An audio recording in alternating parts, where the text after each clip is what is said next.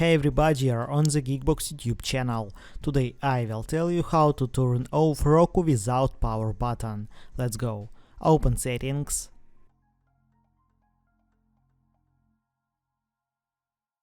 Home screen.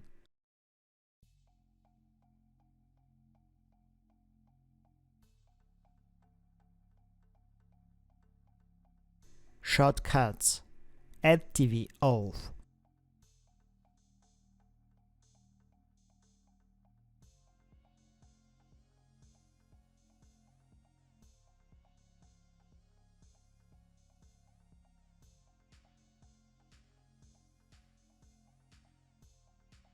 Open Home.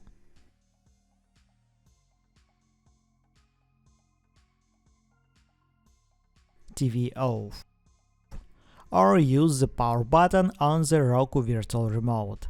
That's it. Now you know how to turn off Roku without power button. Thanks for watching. Please like and subscribe to the channel. Good luck and see you soon.